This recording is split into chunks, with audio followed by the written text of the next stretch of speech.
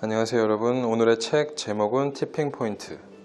책 표지를 보면 작은 아이디어를 빅 트렌드로 만드는 티핑 포인트, 상품이 뜨는 지점을 알려주는 유행의 심리학, 이 책을 읽지 않고 마케팅을 논하지 마라, 이렇게 되어 있는데, 색감 있는 빨간색과 노란색 책 표지를 보니 왠지 의욕이 오르는 기분입니다. 표지에 나와 있는 말로 봐서는 심리학적인 부분을 많이 인용해서 마케팅을 소개해 줄 것 같습니다. 지인인 말콤 글래드웰, 영국에서 태어난 그는 1987년부터 1996년까지 리포터로 활동을 하다가 1996년부터 작가로 활동을 했다고 하고요. 일단 책에서 말하는 티핑 포인트란 예기치 못한 일들이 갑자기 폭발하는, 바로 그 지점을 말하는 단어입니다. 티핑 포인트는 우리가 일상에서 일어나는 이해하기 어려운 한순간의 변화를 사회적 전염의 틀로 분석을 합니다.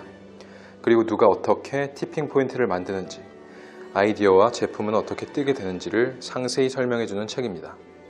이미 시작 전에 여러분들은 책의 내용을 다 알아버리신 거고요. 이 사전적인 지식을 통해서 이해가 조금 더 빨리 되셨으면 좋겠습니다. 자, 목차는 총 8가지, 유행을 만드는 3가지 법칙, 소수의 법칙, 고착성 요소, 상황의 힘, 1, 2, 에어워크의 티핑 포인트, 자살과 흡연의 티핑 포인트, 누구나 티핑 포인트를 만들 수 있다. 이렇게 총 8가지입니다. 자, 하나하나 살펴보도록 하겠습니다. 챕터 1, 유행을 만드는 3가지 법칙. 책에서는 전염이라는 것이 생물학적인 것, 감기나 바이러스 이런 것만이 아니라 우리가 살아가는 곳곳에 전염이 있다고 이야기한다. 패션도 그렇고 그 외의 모든 것들, 하품을 생각해보면 놀랄 만큼 전염성이 강하다는 것을 알게 될 것이다. 자, 일단 첫 번째로 8대2의 법칙을 보면 좋을 것 같은데, 경제학자들이 흔히 쓰는 말들로 어떤 상황에서든지 대개 80%의 일들이나 상황을 만드는 것은 20%의 사람들이라는 것이다. 쉽게 예를 들어서 이야기하면 운전자의 20%가 80%의 사고를 일으키고, 맥주 소비량은 술 마시는 사람의 20%가 전체 소비량의 80%를 마시고, 이렇게 마신다는 것이죠. 이번 코로나 사태에서도 볼 수 있듯이 전염에서는 이런 불균형이 더욱 극단적으로 일어난다고 하죠.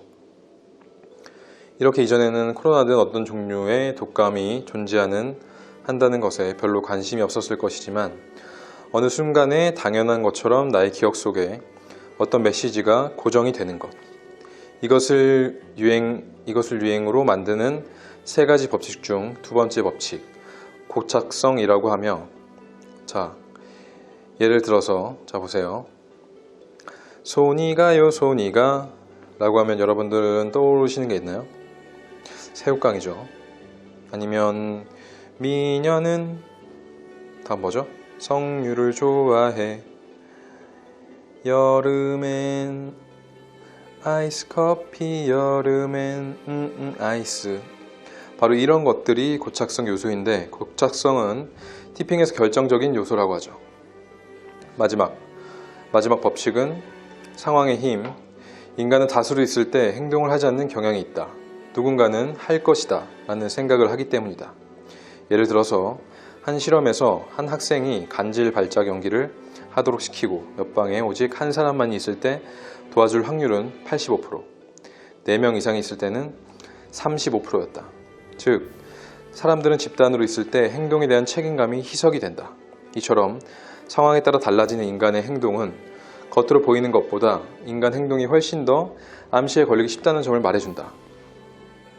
자, 인간은 자신은 완벽하다 라고 항상 착각을 하고 있는 경향을 가진 사람들이 많고, 그렇기 때문에 항상 그 상황에서 만족을 하고 제자리에 머물러 있으면 그 행복해하는 것이 가능한 게 아닐까 싶은데, 어찌 보면 참 다행일 수도 있는 일이지만 저는 참 슬픈 일이다 라는 생각이 들었습니다.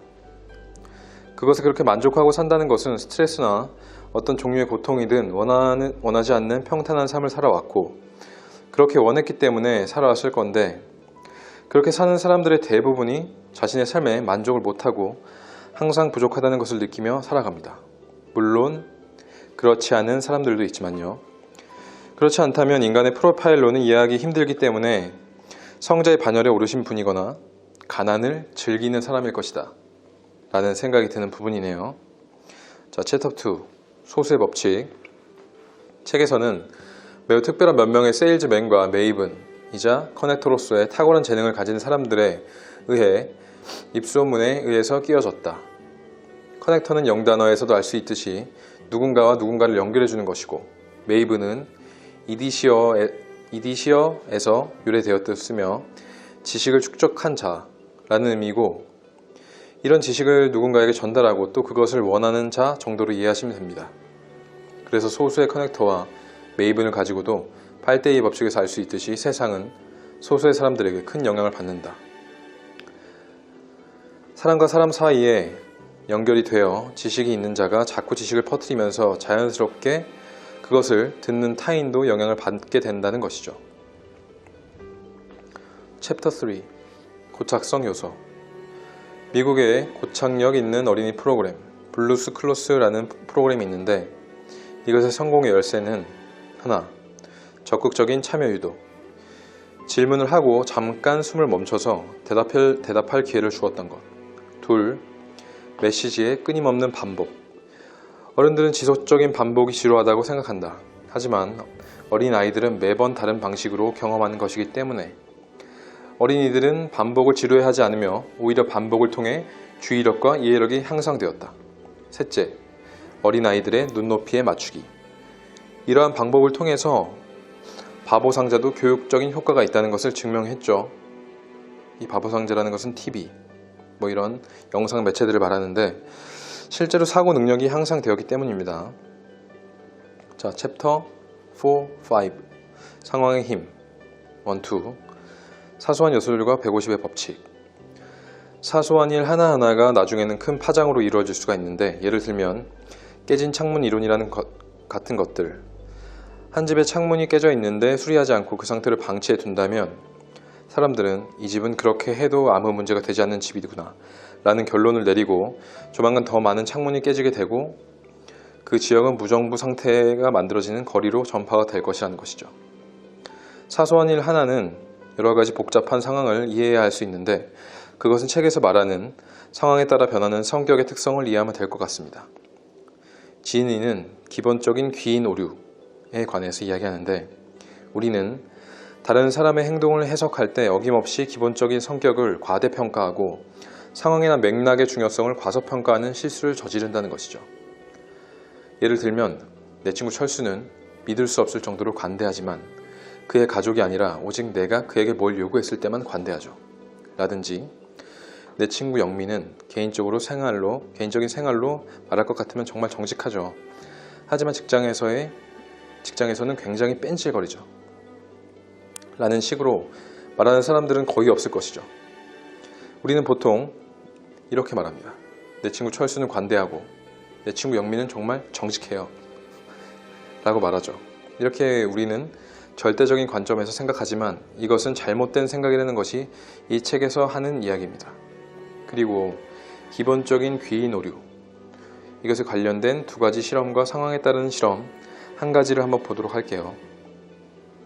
자, AD라는 글자가 씌어진 카드와 36이라는 씌어진 카드 4장을 당신에게 준다고 가정해보자. 게임의 규칙은 모음이 들어있는 카드는 언제나 그 뒷면이 짝수. 그렇다면 어떤 카드를 뒤집어야지 이 규칙이 사실이라는 것이 입증이 되는가? 자, 한번 잘 생각해 보십시오. 자, 답은 A하고 3인데 대부분의 사람들은 A하고 6이라고 말한다고 해요. 자, 그리고 다음 질문. 네 사람이 술집에서 술을 마신다고 가정을 하고 첫 번째 사람은 콜라를, 두 번째 사람은 16살이고 그리고 세 번째 사람은 맥주를 마시고 네 번째 사람은 25살이다. 20살 이하는 술집에서 맥주를 마시는 것이 허용되지 않는다는 규칙이 있어요. 그렇다면 누구의 신분증을 보여줘야 이 규칙이 준수가 되고 있다는 것을 확신할 수가 있죠? 정답은 맥주를 마시는 사람과 16살짜리의 신분증이죠. 두 번째 실험의 답이 더 쉬웠을 것인데 그것은 인간이 추상적인 것보다는 인간 상호 간의 관계에 훨씬 더 정교하게 반응하기 때문이라고 해요. 그리고 상황에 따른 실험, 많은 분들이 알고 있으실 만한 착한 사마리아 사람에 관련된 실험입니다. 프리스턴 대학의 심리학자 존 달리와 데니얼 베스는 신학과 학생들을 상대로 성서적인 주제에 관해 짧고 즉흥적인 이야기를 준비하라고 요구했어요. 발표하러 가는 길에 학생들은 머리를 숙이고 눈을 감고 기침과 신음을 하면서 골목길에 쓰러져 있는 남자와 마주치게 되죠. 과연 누가 멈춰서서 그를 도울 것인가? 그들은 세 가지 변수를 도입했지만 정작 문제가 된 것은 학생들이 시간에 쫓겨 서둘렀느냐 아니었느냐 하는 것이었어요. 시간에 쫓긴 집단은 10%만이 멈춰서 도와주었고 시간적으로 여유가 있는 집단은 63%가 도와주었다고 하죠. 우리는 조그마한 상황 변화가 전염성을 점화시킬 만큼 중요한 역할을 할 수 있다는 점을 기억할 필요가 있다. 즉, 상황의 힘이 말하고자 하는 것은 이러한 티핑 포인트가 낙서와 무임승차와 같은 일상적인 무질서의 신호처럼 사소하고 단순한 것일 수 있다는 점이고, 이러한 개념이 함축하는 것은 엄청난 것인데 이런 환경적인 티핑 포인트는 우리가 충분히 변화시킬 수 있는 것들이니 좋지 않은 티핑 포인트들은 미리 예방하는 자세가 필요하겠다 라는 것이죠. 그리고 올바른 전염이든 올바르지 않은 전염이든 간에 전염에 관심이 있다면 반드시 알아야 될 법칙이 바로 150의 법칙, 바로 사회적 권위를 가진 집단과 그렇지 않은 집단을 구분하는 으뜸 가는 단순한 원칙이 150의 법칙인데, 인지심리학에서는 수용 한계 능력이라는 개념이 있어요. 덤바라는 사람이 영장류는 150이라는 숫자가 사회적 관계를 가질 수 있는 최대한의 개인적인 숫자를 나타낸 것과 같다고 말했죠. 덤바는 인류학적인 문헌을 통해 면밀하게 조사한 결과 150이라는 숫자가 끊임없이 튀어나왔다고 해요. 한 예로 엄격한 역사적인 증거를 가지고 있는 21개의 다른 사냥 채집 공동체를 조사한 결과 오스트레일리아의 알비리에서 뉴기니의 타우데아 등등 평균적인 마을의 규모가 148.8명이었다는 점을 발견했죠. 이와 동일한 패턴은 군사 조직에서도 적용이 되는데, 덤바는 다음과 같이 주장을 해요. 세계 제1차 세계대전 이후 수세기 동안 시행착오를 거친 결과 이보다 많은 사람들은 기능적으로 작전하기 힘들다는 사실을 발견했다. 물론 운영이 가능하긴 하다. 그러나 운영이 될 경우 충성심과 결속력을 다지기 위해 그 집단을 유지하기에는 너무나 과도하게 불필요한 질서, 규칙, 규율 등의 공식적인 조치를 부과해야만 한다. 하지만 150의 법칙을 따른다면 가장 효율적인 방법으로 관리가 가능해지는 것이죠. 마지막 챕터를 보면 티핑 포인트의 세 가지 교훈을 이야기합니다. 첫째, 전염성을 퍼뜨리려면 핵심적인 몇 군데 지역에 자원을 집중하고, 둘째, 세계는 우리가 원하는 것처럼 우리의 직감과 일치하는 것이 아니며, 셋째, 성공적인 전염성의 토대가 되는 것은 변화가 가능하다는 믿음과 적절한 추진력이다. 결국 책에서 하는 이야기는 전문성이 필요하며 그것을 토대로 하는 믿음과 실행할 수 있는 추진력이 필요하다는 것이죠. 그 과정에서 생각하는 것만큼 성과를 올리지 못할 수도 있으며, 때로는 생각지도 않았던 부분에서 엄청난 힘으로 폭발하는 티핑 포인트가 되어 나에게 엄청난 부가가치가 될 수 있다는 것이죠. 하지만 거기에는 분명히 공통적으로 관련되어 있는 것들이 있는데, 그것을 책에서는 여러 가지 사례를 통해서 이야기해주고 있습니다. 상품이 뜨는 지점을 심리학적으로 그리고 인간관계적으로 알려주는 책입니다. 재미있게 읽었고요. 마케팅 책은 아직 많이 읽어보지는 않았지만 인간의 심리적 관점에서 그리고 공동체적인 관점에서의 심리에 관한 이야기가 재미가 있었고요. 조금 더 세상과 사회의 심리에 대해 알 수 있는 책이었습니다. 한번 읽어보시면 도움이 되실 것 같고요. 계속 녹음을 하다 보면은 하면서 점점 빨라지는 것 같아요. 뭔가 조금 더 빠르게 이야기하면서 빠른 이해를 도와드리게 만들고 싶어서 그런 것 같고, 아직은 좀 많이 부족한 면이 있어서 그렇겠죠. 계속 발전해 보도록 하겠습니다. 계속 발전해 나가도록 하겠습니다.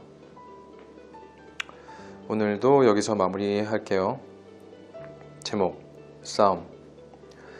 계속 작게 쌓이고 쌓이는 작은 일들이 모이고 모여서 어느 순간에 폭발하게 되면 부부싸움, 사랑싸움, 진짜 싸움, 전쟁 발발.